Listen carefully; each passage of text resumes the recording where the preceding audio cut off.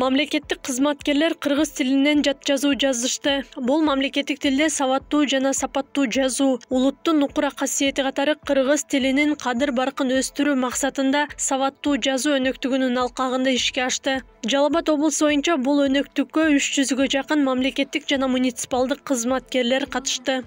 Бул Кыргыз Республикасынын президентине караштуу мамлекеттик тил жана тил саясаты боюнча улуттук комиссиясынын демилгеси болуп атат. Биздин улуттук комиссия тарабынан өткөрүлүп атат.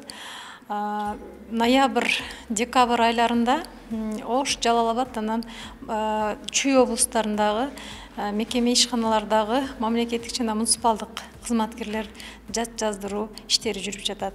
Жалал Абад облусуна жат жазуу текшерилип жатат. Текшерүүчү комиссиянын мүчөлөрү кызматкерлер тыныш белгилерди жана йоттошкон тамгаларды жазганда ката кетирээрин байкашкан. Быйыл мамлекеттик тилдин 33 жылдыгына карата президенттин тапшырмасы менен мамлекеттик тилдин 1 айлыгы жарыяланган.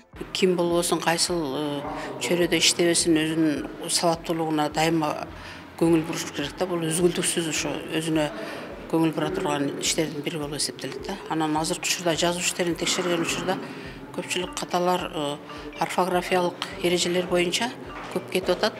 Анан кийин тыныш белгилердин коюлушу боюнча дагы каталар басымдуулук кылат. Өзгөчө созулма үндүүлөрдүн жазылышы, катар келген үнсүздөрдүн баш тамгалардын жазылышынан көбүрөөк кетип атат. Анан йоттошкон тамгалардын жазылышынан көбүрөөк ката кетип атат. Эксперттер мамлекеттик кызматкерлердин сабаттуу болушу милдеттүү деп эсептешет. Анткени мамлекеттик тилде иш алып баруу, туура жазуу, кагаз иштеринин негизин түзгөндүктөн сабаттуу болуунун зарылдыгы күч.